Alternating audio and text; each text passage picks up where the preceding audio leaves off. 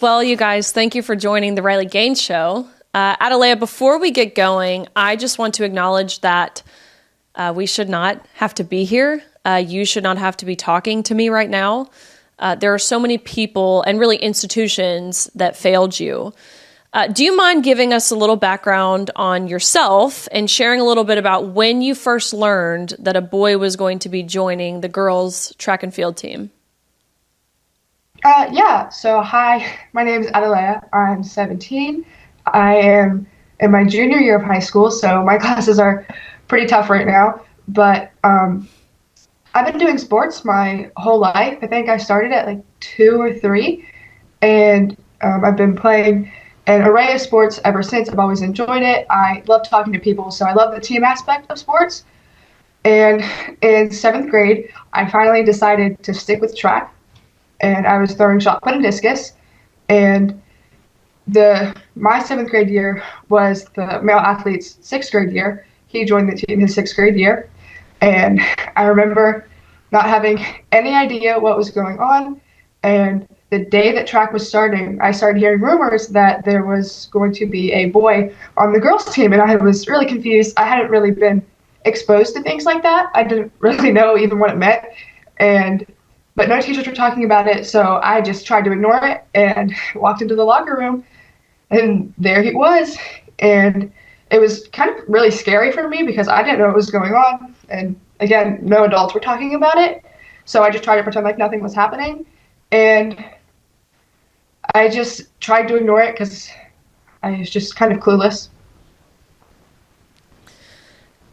What about your teammates in this environment? I can't imagine that you were the only one that was kind of shaken by this. Again, this is West Virginia, a state where it's not one of the usual suspects in things like this, right? This can almost be expected, which, again, a tragedy to say, in states like California or Michigan or Minnesota or Oregon or Washington, you name the blue state.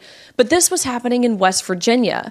What were some of those conversations like between you and your teammates?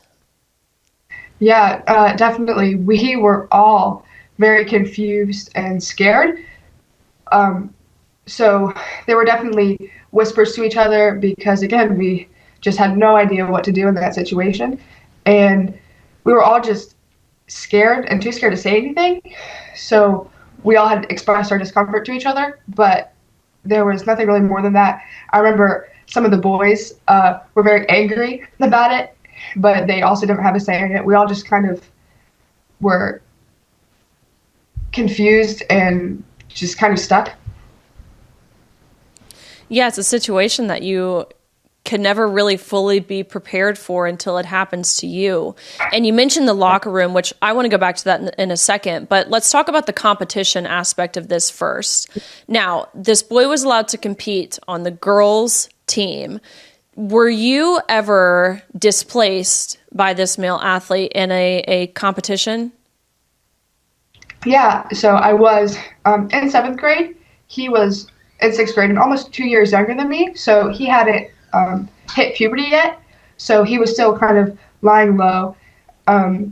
So I was throwing top 3 on our team and competing, and then 8th grade hit, and all of a sudden he was throwing exponentially farther by like 10 to 20 feet, and that's kind of unheard of for girls. We don't do that. We progress slowly, but towards the end of the season, I was getting ready to compete at one of our bigger meets of the year, and my coach pulled me aside and said, "Hey, you've been removed from competition." And she seemed upset about it, but she couldn't really do anything either. So I was really shocked because in my head, I had always tried to ignore it because I was still competing. Nothing had been happening in the competition aspect. So you were directly, removed from competition because of this male athlete. And you know what? You're not the only athlete from West Virginia that I've talked to that, has a similar experience.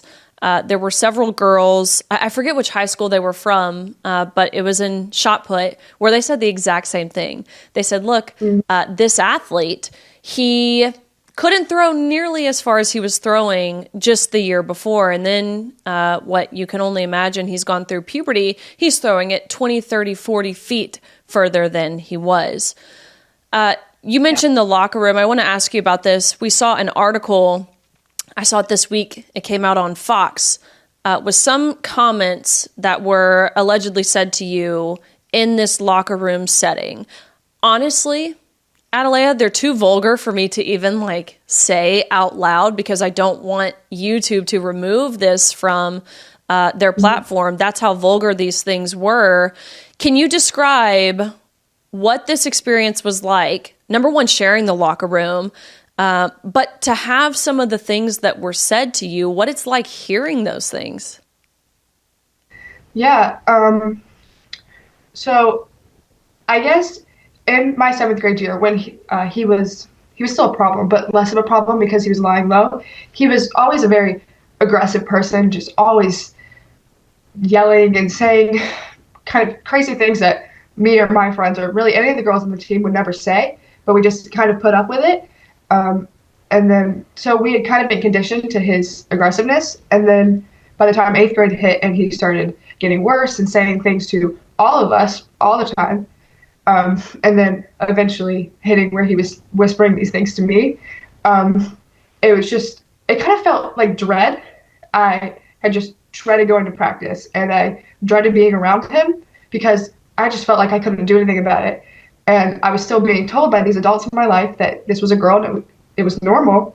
And so I just felt really helpless and scared and frustrated and just all of the emotions all at once, which is really hard for a 14-year-old and 13-year-olds to deal with. Of course. Now, Dad, I imagine you, like it's one thing to hear that your daughter is set to compete or practice with a boy, but it's another thing when your daughter is asked to non-consensually undress in front of a boy. When she came home and told you about the locker room scenario specifically, and some of the alleged comments that were made to her, what was the response and the thoughts that you had? Yeah, I mean, initially when she came home, before the comments had started and we knew about them and stuff like that, we were just super confused. I mean, as you said, this is happening in West Virginia. I myself went to the same middle school, know a lot of the administrators and stuff like that. And for no one to even reach out to us at the beginning and say anything, just, pretend like that's a girl in the locker room with them at first was a really big shock to us, right? So, there's girls going to school in their practice uniforms, so they don't have to change in the locker room. It was really confusing and kind of like a helpless feeling that I had. A lot of anger and stuff. It was kind of hard to deal with and process, as her protector and provider.